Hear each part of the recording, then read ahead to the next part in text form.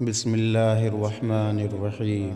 حضرت سلیمان علیہ السلام کے دربار میں ایک آدمی لرزاں و ترسا حاضر ہوا۔ مارے ہیبت کے اس کے منہ سے آواز نہیں نکل رہی تھی، چہرہ دھلے ہوئے کپڑے کی طرح سفید ہو گیا تھا۔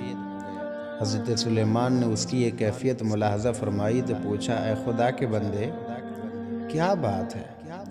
تو اتنا گھبرایا ہوا اور مضطرب کیوں ہے؟ اس نے عرض کیا کہ یا حضرت، مجھے اسرائیل علیہ السلام نظر آئے۔ اس نے مجھ پر ایسی غضبناک نظر ڈالی کہ میرے ہوش و حواس گم ہو گئے، رواں رواں تھرا گیا۔ اب بار بار اسرائیل علیہ السلام کی وہ صورت آنکھوں کے سامنے آتی ہے، اس لیے مجھے کسی گھڑی بھی چین نہیں آ رہا۔ اس نے التجا کی کہ اب آپ ہوا کو حکم دے کہ وہ مجھے یہاں سے ہزاروں میل دور ملک ہندوستان میں چھوڑ آئے۔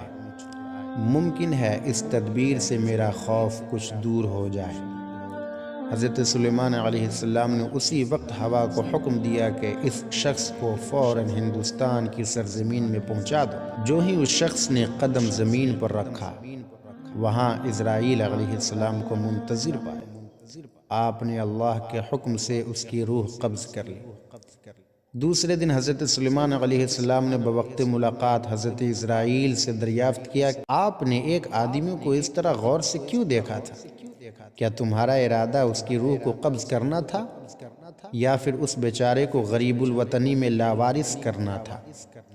اسرائیل نے جواب دیا کہ میں نے جب اس شخص کو یہاں دیکھا تو حیران ہوا، کیونکہ اس شخص کی روح مجھے ہندوستان میں قبض کرنے کا حکم دیا گیا ہے اور یہ شخص ہزاروں میل دور یہاں موجود ہے۔ حکم الہی سے میں ہندوستان پہنچا تو میں نے اس کو وہاں موجود پایا۔